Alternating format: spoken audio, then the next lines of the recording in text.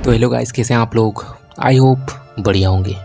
तो हनुमान जी पे 2 मूवीज़ बन रही हैं। वैसे बन तो बहुत सारी रही हैं, पर मैं मेनली बात करने वाला हूँ एनिमेशन की, क्योंकि महाअवतार नरसिम्हा के बाद कई लोगों का सोच बदला है एनिमेशन को लेकर। लोग सीरियस हो गए हैं एनिमेशन को लेके। उनके लिए एनिमेशन अब सिर्फ बच्चों वाली चीज़ नहीं रही। जिस हिसाब से इस फिल्म ने बॉक्स ऑफिस कलेक्शन किया है, काबिल तारीफ है। और जिस हिसाब से लोगों ने इसे सपोर्ट दिखाया है, वो तो अनएक्सपेक्टेड ही था, क्योंकि इसके बारे में लोगों को इसके रिलीज के बाद ही पता लगा। नहीं तो इसके जानने वाले भी इसके बजट के आधे से भी आधे थे। महाअवतार नरसिम्हा के बाद महाअवतार परशुराम की बारी है, जो कि 2027 में आएगी। तो अब इस ईयर गैप को फिल करने के लिए कुछ तो चाहिए, और साथ ही एनिमेशन को लेकर जो सोच बदली है लोगों की, उसको बरकरार रखने के लिए भी तो कुछ चाहिए। तो आप सभी के सामने पेश है बाल हनुमान।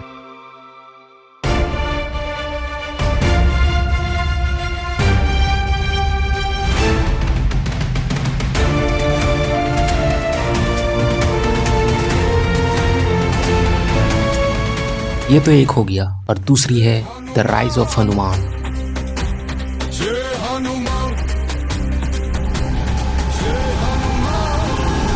जय श्री राम।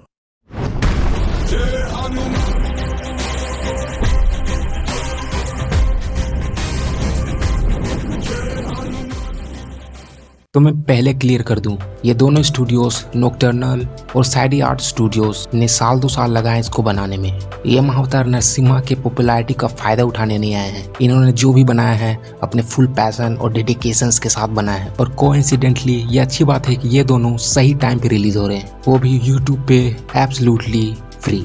तो अगर कोई मुझे पूछे तुम 3D या 2D में से या लाइव एक्शन में से किसे चुनोगे, तो मैं हमेशा 2D और 3D को साइड करके लाइव एक्शन को और भी ज़्यादा साइड कर दूंगा और स्टॉप मोशन को चुनूंगा। मेरे कहने का मतलब है कि मुझे फ़र्क नहीं पड़ता कि सोर्स और स्टाइल क्या है, बस उसमें वाव मोमेंट निकलना चाहिए। और जब तुम इन दोनों ट्रेलर्स को देखते हो, तुम्हारे मुंह से खुद वाव निकलता है। तो नॉकटर्नल स्टूडियोज के ओनर दिग्विजय इसेकाई या बोलूं दिग्विजय ने कुछ एनीमे में भी काम कर रखा है, इसलिए इसका एनिमेशन लिटरल एनीमे जैसा फील होगा, बस नाम का नहीं। वैसे इसने तो कहीं टैग भी नहीं लगाया एनीमे करके। तो इसे देखने के बाद तो मैं कह भी सकता हूँ इंडियन एनिमे बन रहा है, पर सपोर्ट कहाँ है?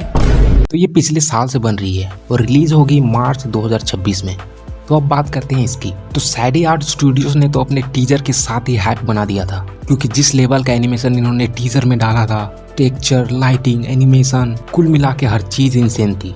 तो ये पिछले 2 सालों से बन रही थी और अब जाके रिलीज होगी इसी साल दिसंबर में। हाँ, तो मैं ज़्यादा एक्सपेक्टेशन नहीं बढ़ाता हूँ, क्योंकि ये शॉर्ट फिल्म्स होने वाली हैं। क्योंकि इनके स्टूडियोज में बहुत कम मेंबर्स हैं, लेकिन मैं फिर भी कह सकता हूँ कि जिस हिसाब से ट्रेलर है, क्वालिटी पीक होने वाली है। हाँ, तो जब एक एनिमेटर के पास आइडिया होता है पर फंड्स नहीं होते, तो वो एक पायलट एपिसोड बनाता है या बोलूं डेमो बनाता है खुद के पैसों से और लिमिटेड रिसोर्सेज से।